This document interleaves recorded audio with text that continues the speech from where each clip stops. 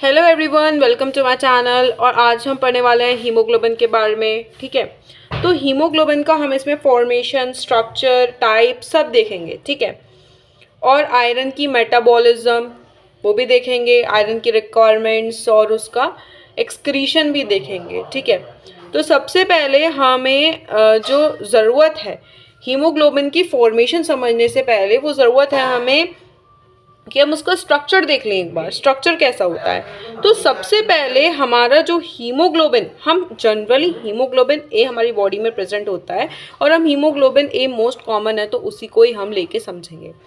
तो सबसे पहले हमारी हीमोग्लोबिन में दो चीज़ें प्रेजेंट होती हैं, एक तो हीम प्रेजेंट होता है, दूसरा ग्लोबिन प्रेजेंट होता है। तो हीम एक पिगमेंट होता है, एक आयरन कंटेनिंग पिगमेंट होता है। ठीक है, और इसमें होता क्या है, आयरन जो होता है ये पोरफिरिन के साथ कंबाइन करता है। ठीक है, हीम में क्या होता है कि आयरन और पोरफिरिन का कॉम्बिनेशन होता है और ये एक पिगमेंट होता है। तो पर मतलब जैसे एक मॉलिक्यूल है हीम का तो उसमें एक एटम होगा आयरन का। ठीक है, तो पर मॉलिक्यूल हीम के एक एटम होता है आयरन का। ठीक है, फिर ग्लोबिन की बात करते हैं।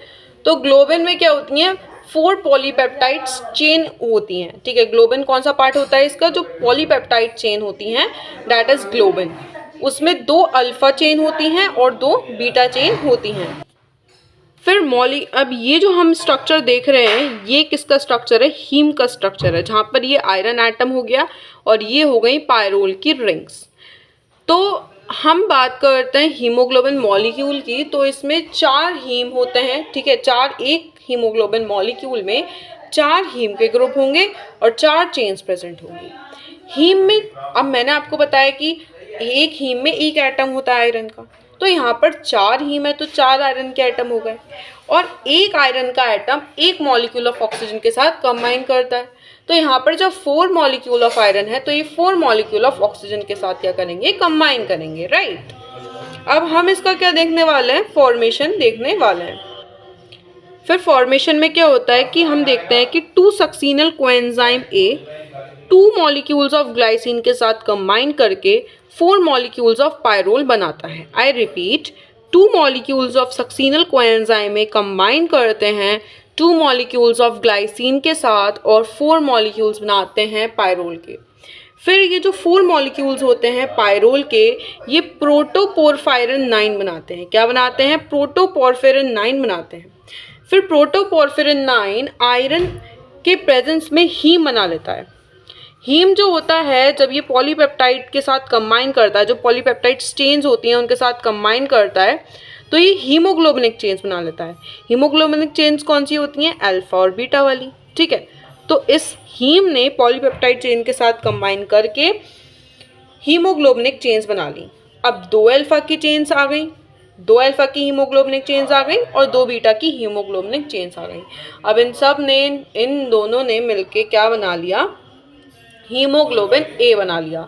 हीमोग्लोबिन एक कॉम्बिनेशन होता है 2 अल्फा हीमोग्लोबिनिक चेन्स का एंड 2 बीटा हीमोग्लोबिनिक चेन्स का। राइट, अब हम टाइप्स पढ़ते हैं। तो टाइप्स में सबसे पहले एक कंडीशन होती है थैलेसीमिया। ठीक है, जिसे हम कूलीज अनीमिया भी बोलते हैं। जब हमारी अल्फा या बीटा चेन में म्यूटेशन हो जाती है हीमोग्लोबिन की तो क्या होता है कि थैलेसीमिया हो जाता है। ठीक है, तो इसे हम बोलते हैं कूलीज अनीमिया भी बोलते हैं।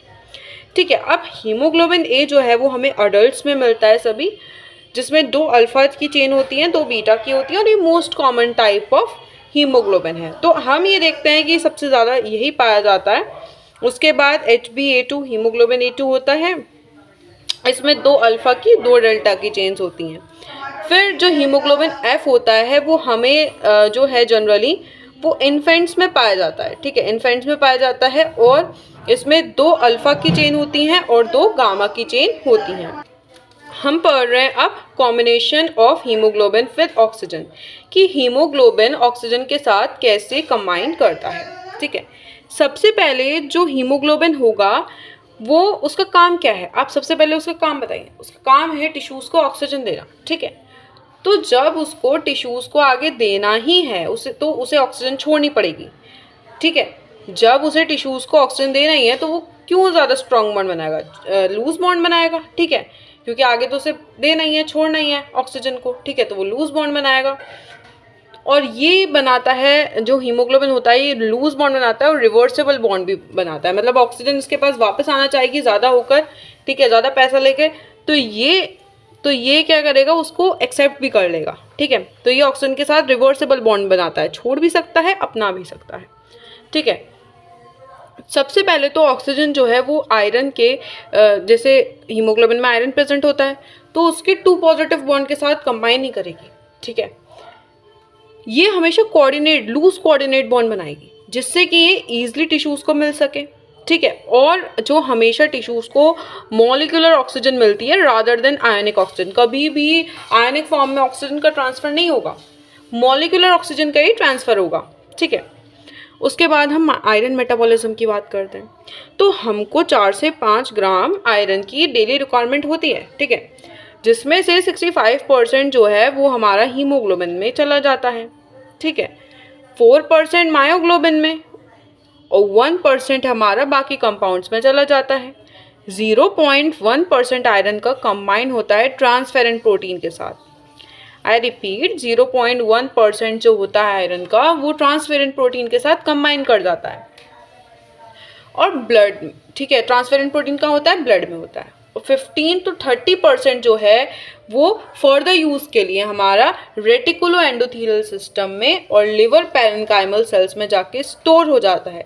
फेरेटिन एक कंपाउंड है, फेरेटिन, इसकी फॉर्म में, ठीक है। ये था हमारा आयरन का रिक्वायरमेंट, ठीक है। अब हम उसका ट्रांसपोर्ट एंड स्टोरेज पढ़ेंगे, ठीक है। तो सबसे पहले जो आयरन होता है वो हमारा स्मॉल इंटेस्टाइन से अब्जॉर्ब होता है और जैसे ही वो अब्जॉर्ब होता है वैसे ही वो ब्लड प्लाज्मा में आ जाता है बीटा ग्लोब्यूलिन के साथ। सपोज ये बीटा ग्लोब्यूलिन एक टैक्सी है, ठीक है, इसमें बैठ कर ये कहाँ पे आ गया, प्लाज्मा में आ गया। अब ब्लड प्लाज्मा में एपोट्रांसफेरिन प्रोटीन ट्रांसफेरिन प्रोटीन में कन्वर्ट होता है। ये देखिए इनएक्टिव है, ये एक्टिव है, ठीक है, एपोट्रांसफेरिन ट्रांसफेरिन में कन्वर्ट हो गया। अब जो आयरन है ये इस ट्रांसफेरिन प्रोटीन के साथ कैसे बाइंड करेगा, लूजली बाइंड करेगा।